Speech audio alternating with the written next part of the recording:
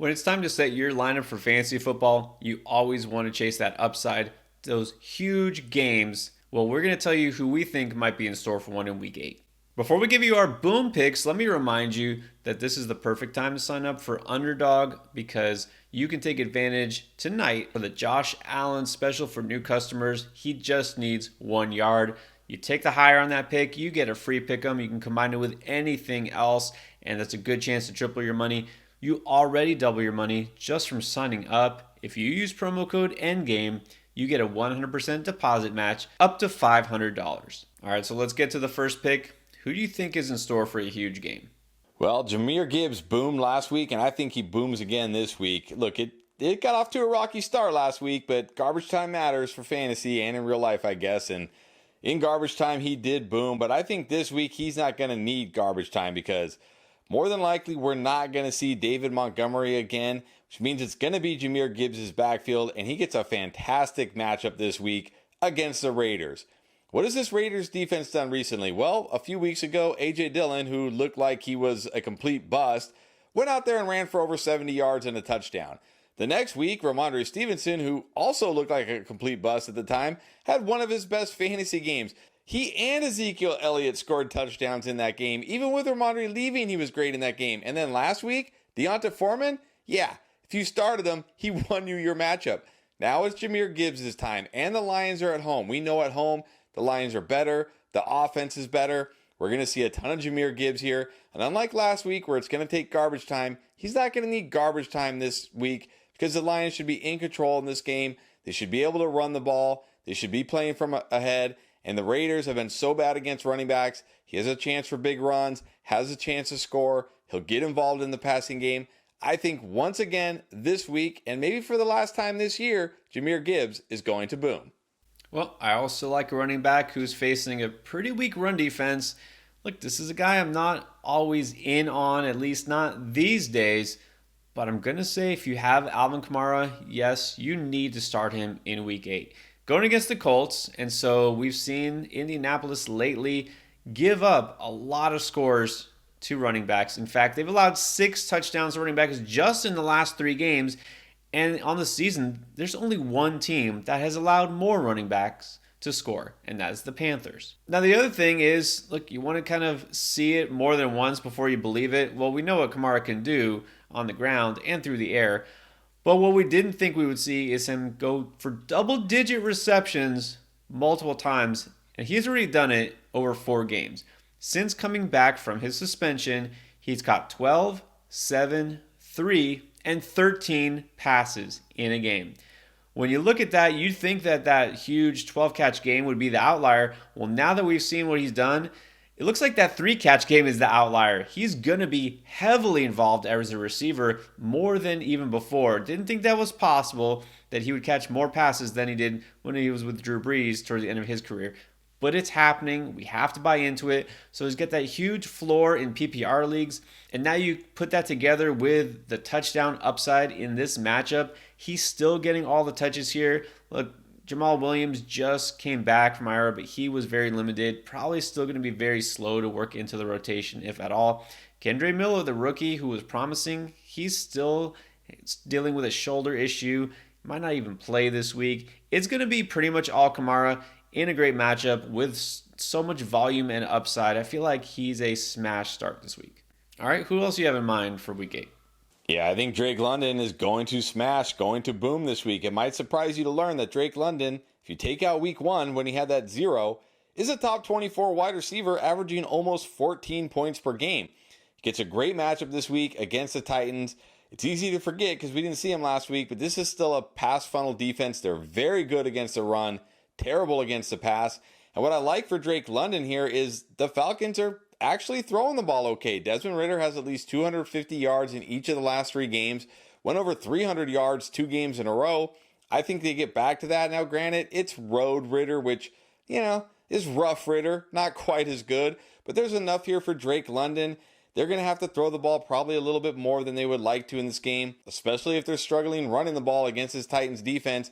And look, it's really Drake London, Kyle Pitts, maybe a little Jonnu Smith, and that's it. That's where all these targets go primarily. So Drake London against this defense, I think comes through with a really nice game. Almost scored a touchdown last week. I think he gets in the end zone this week, has a good yardage game, catches a decent amount of passes, and booms for your fantasy team. Well, I'm going to go with a receiver who is very similar in a lot of ways. A second-year guy, a tall, athletic receiver who can dominate physically with kind of questionable quarterback play. But you know what? It doesn't matter. It's good enough because George Pickens is a guy that I liked all preseason, and I'm glad I have him on multiple teams because he's doing exactly what I had hoped he could, even in a bad situation with the Steelers offense. And some people were worried, well, Deontay Johnson is back. You know, he kind of benefited getting all the target share when Deontay was on IR. It didn't matter. In fact, with Deontay back last week, he was even better. He went for 107 yards on 5 catches. And this is what he does. He makes big plays. What else could you ask for from a receiver on your fantasy team? He's averaging 18.5 yards per reception on the season. That's the kind of player I want in my lineup. And now he's got an even better matchup than he did last week against the Rams. That actually wasn't even supposed to be a good spot for him. And this week he gets the Jags, who I can say officially have turned into a funnel defense. This is a team that has allowed the most passing yards on the season. And they allowed the 6th fewest rushing yards. So it seems pretty clear what Pittsburgh's strategy should be, and that's to try to take advantage of the secondary and pass it. And you know what, George Pickens, it almost doesn't matter, right? You can talk about, well, what kind of targets he gets, his target share, the kind of routes he runs. He doesn't get separation. Keep talking about it. He will keep making big plays and having big fantasy days. I think this is the matchup that was made for him. So not only do I love him in a fantasy lineup, I love him on underdog because he only has to go over 52.5 yards, and you take the higher on that, that's a win for you. And you can combine it with that Josh Allen pick I already mentioned. That's a freebie if you were new to underdog. So you put those together, looks like an easy one to me. All right, let's keep that theme going. Got another young receiver with a lot of upside this week. Yeah, like I know it's tough to trust Devonta Smith right now. It's been a pretty, mediocre to not good stretch here, and A.J. Brown has been going off. And look, A.J. Brown will probably go off again this week, but I think Devonta Smith will also go off this week because they play the Washington Commanders. And here's what's shocking about the Commanders. It's easy to look at them. You say, oh, second most yards to wide receivers, the 4th most fantasy points to wide receivers. This is just a defense you want to target. And look, the reason why they're only like 2nd and 4th is probably because they played the Giants in week 7. Had they not played the Giants, they might be leading in those categories. But here's what's really shocking about the Commanders. You say, okay, giving up all these yards, giving up all these fantasy points, they've faced the 19th fewest targets of any team.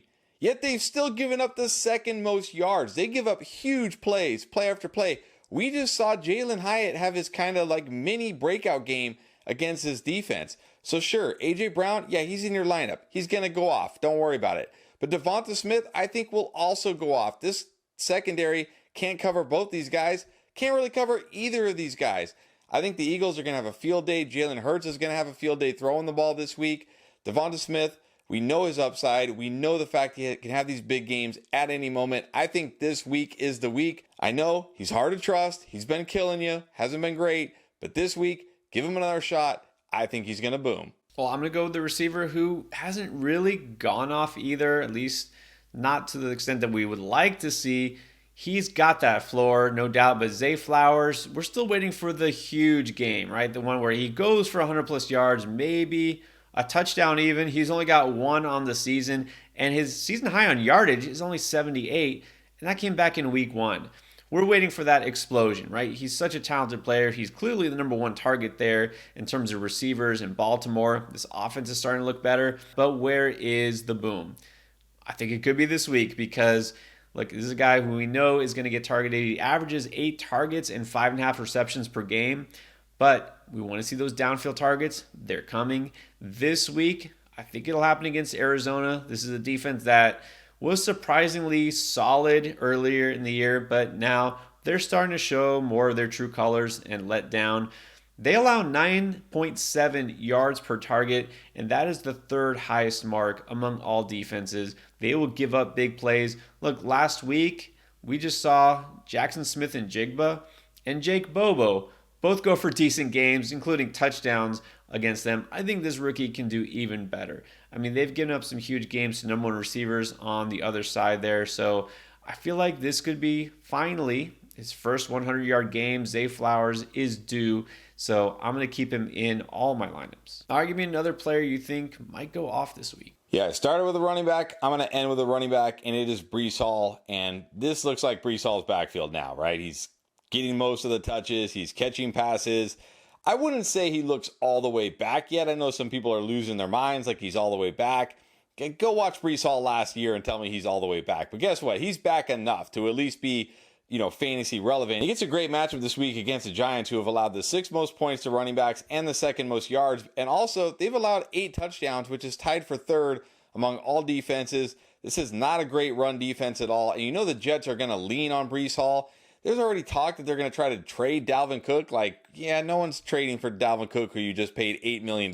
But it doesn't matter because Dalvin Cook hardly involved. Michael Carter hardly involved. This is Breece Hall's backfield. He gets a great matchup this week. We know he's a guy, has that big playability, can hit the home runs, he'll catch passes. If you've drafted Breece Hall and you've held on tight for this long, it's paid off the last couple weeks. I think it pays off again this week. I think he booms. All right, then it's easy to forget about some players who have been, coming off a bye, maybe been banged up, or maybe both. And that's the case with T. Higgins.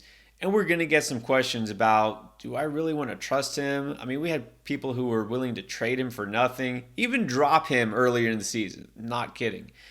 Okay, so if you held on to T. Higgins or maybe you bought low, I think you'll be thankful. He should be fully healthy, had a couple of weeks off to rest. Joe Burrow is finally healthy. I mean, he looked good even before the bye, but now he definitely should be back to full health.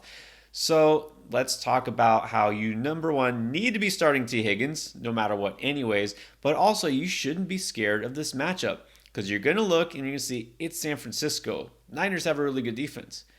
They do. But it's not a perfect defense. It's not a shutdown defense. And the one area that they are vulnerable is to the wide receiver. They'll allow some big plays and some big games to wideouts. Now, you think Jamar Chase? Sure, of course Jamar Chase, it could be due for a big game. Don't need to even talk about him. But T. Higgins could also be due for a big game.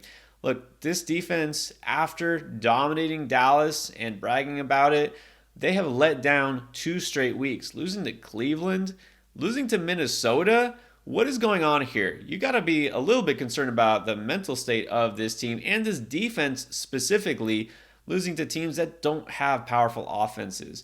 I mean, they just gave up, since that Dallas win, 108-yard game to Amari Cooper, 123 yards and 2 touchdowns to the rookie Jordan Addison, and they gave up some big games to receivers even before that. So there's clearly a path here for Higgins to have some nice numbers. With all that said, do not be worried. Start Higgins. He will reward you.